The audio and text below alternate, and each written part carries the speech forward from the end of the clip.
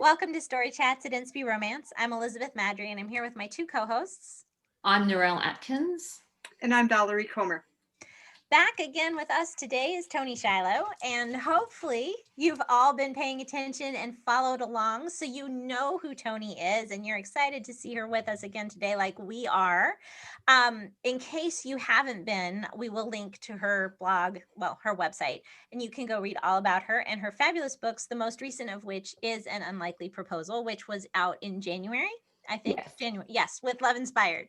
Toni, thanks for being here today. Thanks for having me again. All right, today we're talking about military heroes and heroines in CCR. And it's sort of tricky because I feel like often the military heroes and heroines you find in romantic suspense, not like straight up romance generally. So when you saw this as a topic that we were talking about and you volunteered to come hang with us to talk about it, Toni, what prompted you to do that? I did 6 years in the military, so I was like, this is so my topic. For sure. You were Army, is that what I remember? Air Force. Oh, oops. You okay. were not Army, you were Air Force. Wow. Okay. I don't think I could have chosen more wrong than that. Okay. Oh, sorry. You were Air Force. What did you do in the Air Force, Toni? So I was an intelligence analyst. Yeah, so all I can say is classified. Yeah, you were an intelligence analyst and excellent. And, very yes. good. All right, so we're going to try to stay away from romantic suspense and focus on straight CCR with our military, either active duty, they can be retired, they can be disabled vets, however they end up, they have some military connection, but it's not a suspenseful story. So that was our challenge for this. And why do you think it is that military folk make such great main characters? Why is that? Toni, what do you think? For me, I think it's because, especially when the military is the hero, I think it's because they exemplify all the traits we love in heroes: the loyalty, the honor. Like, they have it in spades, obviously, because they've devoted their life to their country. So we're like, oh yeah, there's no way this guy can't be a great hero. I love it. All right, Narelle, what about you? What do you think? And also, I guess I should tack on, it is okay if you disagree with that premise that they do make good heroes or heroines. You just have to explain why. All right, Narelle.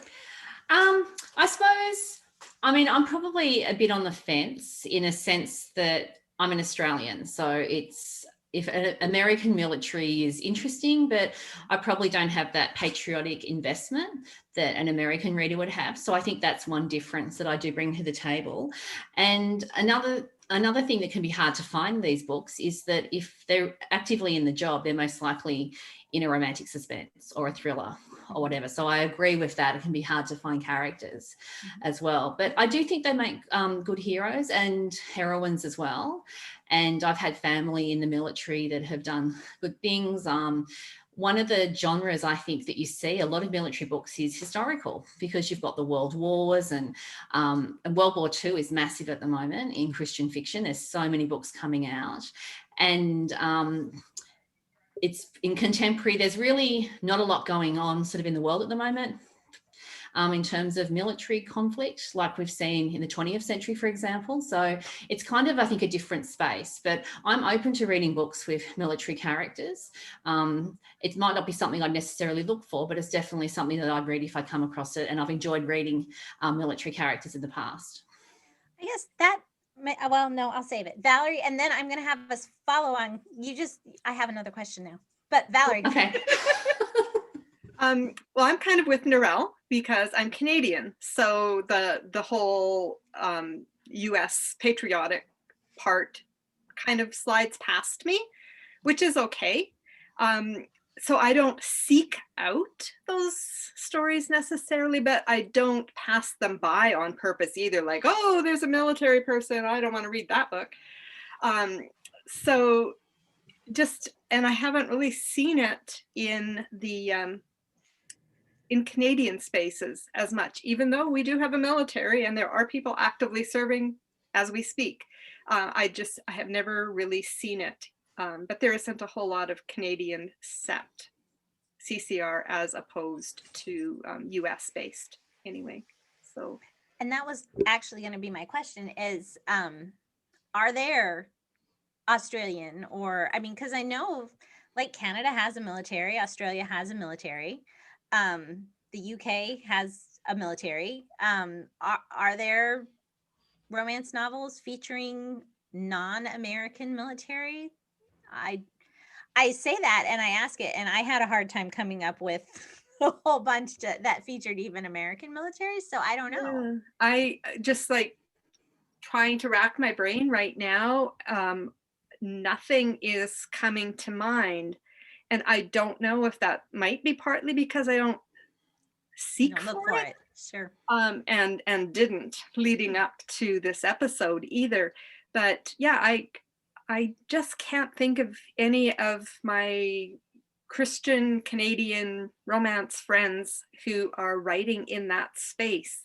I think maybe Carolyn Arson has had a couple of post military, but I could be totally wrong. See, it happens frequently.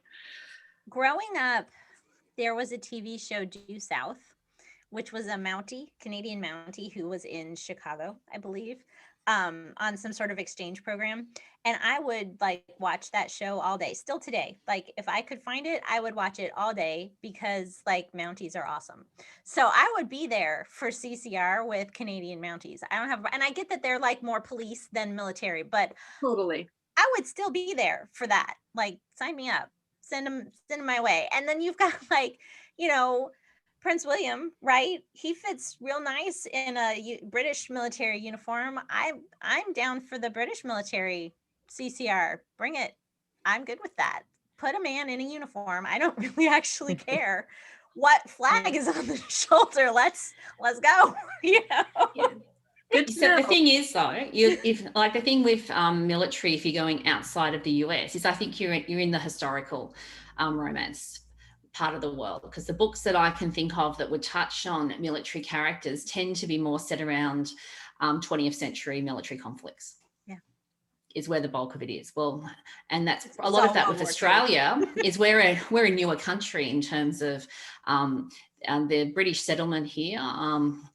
Was only a couple of hundred years ago. So our history is a lot shorter as well. We haven't had a civil war in the same way that the States have.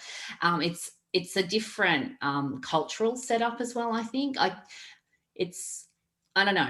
I think there's a slightly different way that Australians look and perceive the military to the way I get the impression Americans do, but I could be wrong because I'm looking from the outside. Sure. What she said. We are only also a couple hundred years old. Just gonna throw that out there. I think the same thing. So okay, all right, cool. I mean, I kind of answered it because like I'm there. If a man's in a uniform, a military uniform, like the McDonald's uniform does nothing for me. So I will clarify. If there's a man in a military uniform, I'm there for it. I'm there for it. Bring it. So we can probably go ahead and move into our favorite military books suggestions. And I forgot to set my timer again. So did you start? Okay. Valerie's going to have to give me a sign when we're getting close to time because... Of course, I didn't set it right at the first second either, but we're about 7 minutes in, which probably means about 10. Okay. We'll be fine. We had all kinds of time to talk about military books then. So do you have, let's start with Toni. Toni, what you got? All right. So is it bad to plug my own book? No. Sweet. Then I'm going to go with Finding Love. My hero, Luke Robinson, is an Army vet. And yeah, I really, really love that book. Every now and then it surprises me how much I love a character. And his integrity and the need to be honorable, like through an entire situation, constantly surprised me. I thought the book would keep going in different directions, and he's like, "Nope, we're going to go this way." So, love it. Yeah, he was definitely one of my favorite. And then I actually recently read A Match for the Marine, and I'm gonna totally butcher the last name, but it's Jess Mastorakos. No, I forgot it. Mastorakos. Yep. Mastorakos. That's right. Thank you. I practiced it before, and I was like, I'm still gonna mess it up.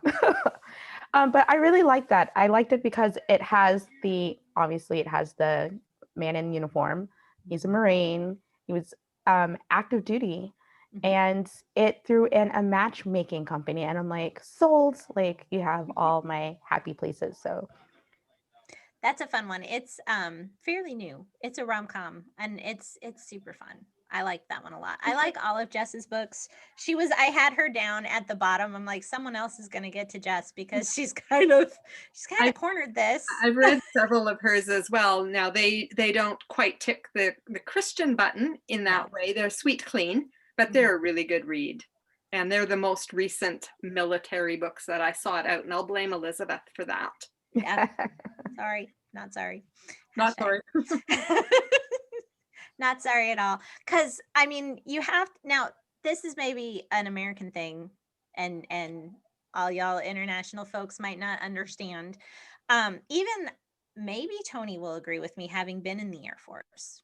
Like, my husband was in the Army, but even knowing that he was in the Army, the Marines are the ones that fill out the uniforms the best. Yes. I have heard this. No. I plead the fifth because my husband is an Air Force vet. Okay, all right. See, and I mean, yeah, I mean, that's fair. Like, accepting your husband, right? And I'm sure that there are other like folks who would throw down about that. That's fair. But I do love the Marines from a filling out the uniform standpoint. There is something elite about the word that has made its way around the world. Yep. They're not the few, the proud anymore, are they? I think they changed it. All of them changed their logos for their taglines from the cool ones to something that's not as cool. The Army ruined theirs. Very sad. I don't even know what it is anymore. I'm like, I can't keep up with them. Yeah, I'm like, let's go back to be all you can be, because though they changed it to then an army of one, and it's like, no, this is stupid. Just stop. Anyway, totally off topic. Narelle, who you got?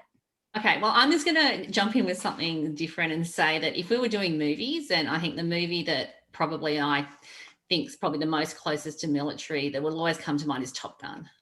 And I think their uniforms look good in Top Gun. Maybe. And that works. That's the criteria. Yes. But going back in. I'm surprised you didn't say an officer and a gentleman, though, because we know you love Richard Gere. So. Well, I would probably think more Top Gun because it's like, it's more active. You know what I mean? It's more military stuff. Sure. There's not so much military content in An Officer and a Gentleman as there is in Top Gun. Okay. And that was one of my favorite movies. I was a young teenager when that was released. Yeah. Yes. So it probably influences me in that one. But anyway, going back to books, the first one that I've got is Desert Willow by Patricia Beal. And I have mentioned this one before. And the hero is an army captain. And the story is set in El Paso in Texas. And the heroine's a ballerina. And she's from Brazil. And her grandma is very sick in Brazil. And her mum's in Brazil caring for her.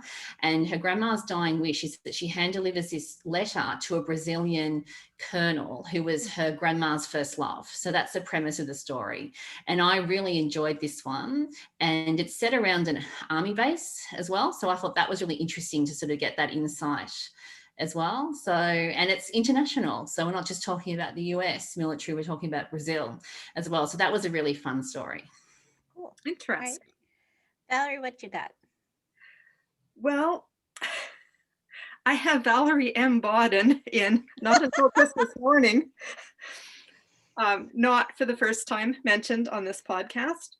The hero lost his leg in Afghanistan.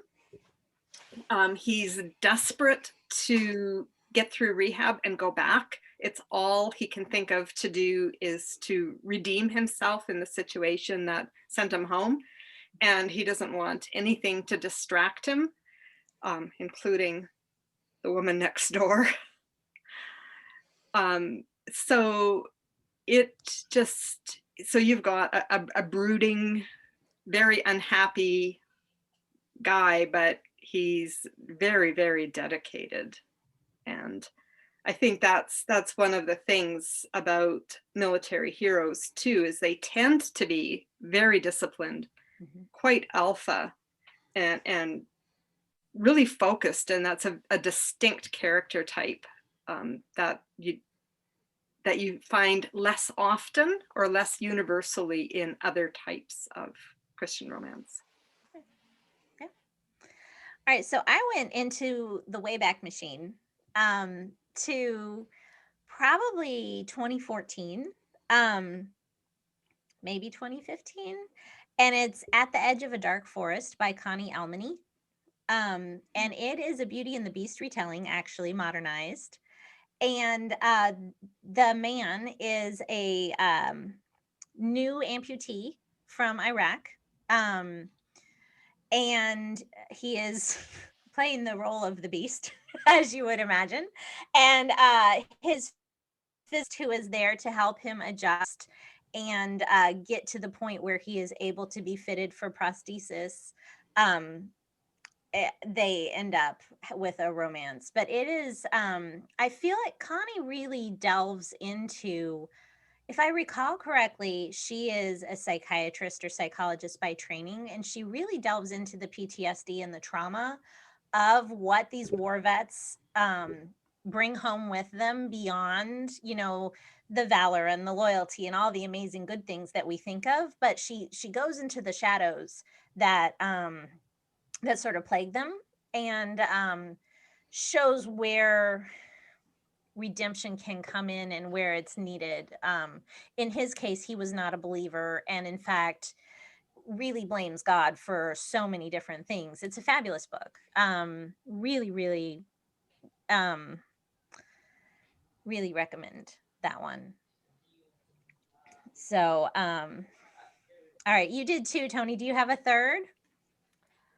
I was thinking of a third, Okay. and Janine Roche, as she reads this, is going to kill me because I cannot remember the title. It's okay, But we'll it's look it up. Denise Hunter, and it's Riley is a vet, and he comes home missing a leg as well. And I'm like, why can't I remember it's Riley? And why can I remember it's Denise Hunter? But I can't remember. Maybe it's Just a Kiss is the book.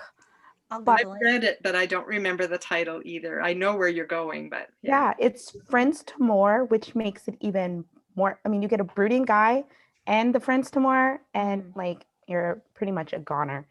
So that was definitely my choice. That's a good one. Okay, I need to find that one. I'll look it up and put it in the show notes, and also probably on my Kindle. So, do you have another one, Narelle? Yes, I do. So I've got an Australian one this time. So this is Eva After by Rose D, who's an Australian author that lives up in far north Queensland. And it's not romantic suspense. So you're going to think I'm heading for romantic suspense, but I'm actually not. So the heroine was in America, and she witnessed a murder, and so she ends up running away to Australia, and she has a bodyguard who is ex-military.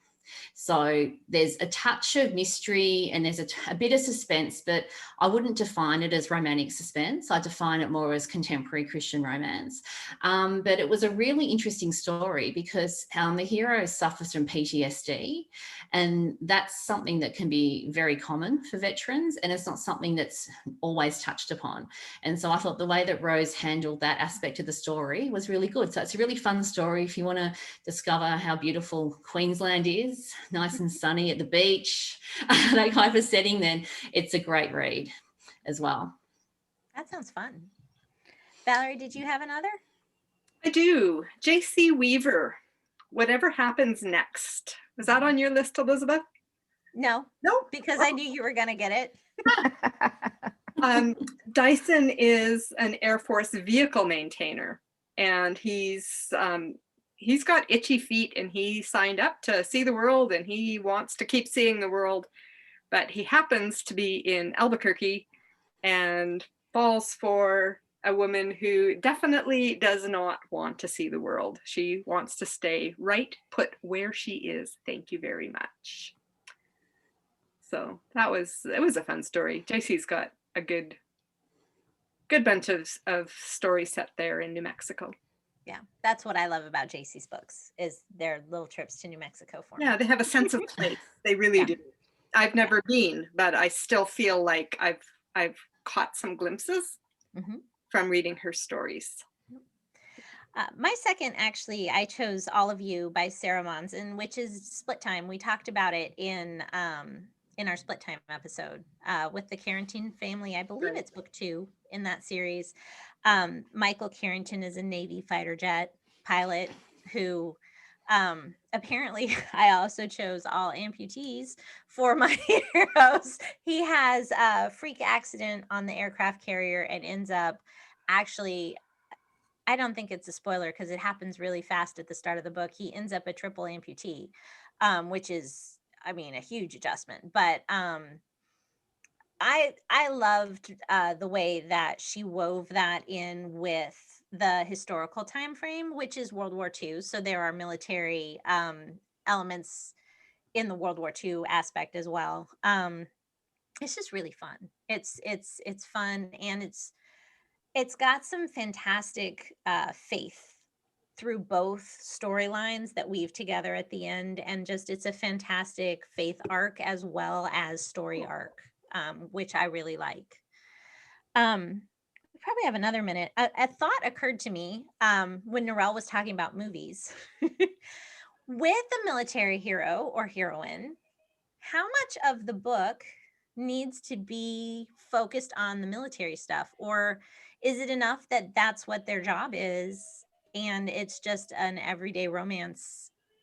Does their job have to be part of the story for you to consider it a military romance?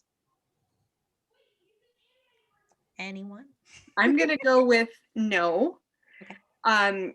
Because in some cases, many cases, this is after they're home and civilian. So it definitely colors who they are and what they bring to the table, but it may no longer be their current job. So whether they're rehabilitating from an amputation, which apparently happens quite a lot in these stories anyway, or whether they're now working, for their dad at the bank or whatever, it's that still is going to really color who they are and inform many of their decisions and the way they look at the world. So I don't think there needs to be any specific military. I mean, they'll have some memories they'll want to share or whatever, but it doesn't need to be a very large percentage. That's my take. Okay. Well, Desert Willow, the book I mentioned by Patricia Beal, so he's actively working in the military. So there's a little bit, but not, I mean, I'm probably not as tolerant of reading military stuff because I'm not an American. It's probably not as interesting to me, but I found the level of military content was great in that book. I don't remember thinking about it, so which means it was fine. But I think if I was looking to read military characters, I'd be looking for romantic suspense, thriller, historical romantic suspense. I'd actually be searching in that genre because that's where I'd expect to see active combat and the job. So the job, I think, probably if it's active overseas on a mission or something, is going to be more likely happening in a different genre to straight CCR. Okay. What do you think, Toni? I don't know. I kind of like both of their answers for different reasons. I like Valerie's points that it colors who you are. Like, you can't serve in the military and not be changed by it. So that's definitely going to seep out in the story if they're not currently active. And you still get that touch of military, I believe. But I also like the idea of seeing their job and seeing how it influences their everyday. And I still think you can do that in a CCR book. I mean, Jess has proven that in all of her books. Yeah. They're always Marines. They're always usually active. So, and I think there's still there's like a whole world of jobs that don't involve when you're in wartime as well. And this conversation totally makes me want to go write another military. I was just Yay. Tony, go write it. Go write it. I can tell you want to. I know my wheels are like, I'm like, oh, I got to put this on. Well, Yes. you go ahead and write it, and we'll bring you back and talk about it again. Yes, Sure. definitely. It'll all be good. Next, I think out in you May, June, July. When will this? No next pressure. year. Jess Mastorakos, I agree, does a good job of showing the work-life balance of active duty military. And what's fun is like most of her Marines are like aircraft mechanics. I believe in the first series, they're all aircraft mechanics. So they don't deploy. Or if they do, it's for a short, they're not out in the middle of things, in the thick of things. Generally speaking, they're support staff. Still very, very critical, very, very, very critical. But so there are such a host of careers available that you can, you don't have to have the Navy SEAL like you do in romantic suspense, right? I was thinking the first Liz Johnson book I ever read was one of her first love-inspired suspense, and it was Navy SEALs. Or Ronnie Kindig, which isn't even romantic suspense, right? It's just straight up thriller. She's got the Navy SEALs and the special ops people, and there you do need to see their job because the book is about the job. Usually it's about the mission. Whereas with romance, the job can be just a job. And you can see that, these people are real people with real lives who fall in love just like the rest of us. And I was just thinking, one of the things we do tend to see is heroes and heroines who have parents that have been in the military and have grown up in that. That's probably something I would say is more common as well in the backstory. I can see that. Yeah. The moving all the time and adjustments from being a military brat. Yeah. Cool. Final thoughts on military romance. No, I'm looking forward to Toni writing some I more know, stories. right? You're on the hook now, Toni. I know. Hey, my wheels are literally spinning. Excellent. I've got you guys covered. Yay. We'll look forward to that. No, I don't have anything else really noted down that we haven't talked about. You asked once about whether or not how that fits into CCR as opposed to romantic suspense, and I'm like, well, you can see the progression to romantic suspense, bodyguards and other careers where that, where the muscle needs to show kind of thing. But I'm sure that just as many former military go home and work on the family farm or for the family business or write books. Write books and get a regular raise their kids jobs like everyone else. Yeah. So cool. All right. Thank you, Toni, for joining us. This was fun. Remind everyone where they can find you. ToniShiloh.com. Pretty simple. Yep. And what is your next book? When is that? So I have two actually coming in the summer. They're both collections. One is May 25th and the second one is June 1st. Once Upon a Summer and Always a Wedding Planner. Now, is Once Upon a Summer's following up from Once Upon a Christmas? Sort of? Yes and no. Yes and no. Okay. Not fairy tales. No, they are. They're both fairy tales. They're just not the same characters. Yay. Okay. Yeah. Who's your fairy tale in that one? So in the Once Upon a Summer, we have we have Andrea Boyd, Jaycee Weaver, and Teresa Tyne-Singer, and myself. But which fairy tale did you choose? I chose Beauty and the Beast because brooding and France. Nice. Okay. Excellent. All right, and then your other collection is in June? Yes, June 1st. That's Always a Wedding Planner with Davelyn Spencer, Leanne Betts, and R.L. Ashley. Awesome. Okay, great. Thank you everyone for joining us at Story Chats. You can find everything you need to know about the podcast at nsbyromance.com/storychats. If you're watching on YouTube, please don't forget to hit subscribe, last I checked, we're like 10 away from being able to have an actual channel name instead of numbers in our URL. So please hit subscribe and don't forget to press the notification button so that you never miss an episode. We'll see you next week. Thanks for being here. Bye, guys. Bye. Bye-bye, Bye. everyone.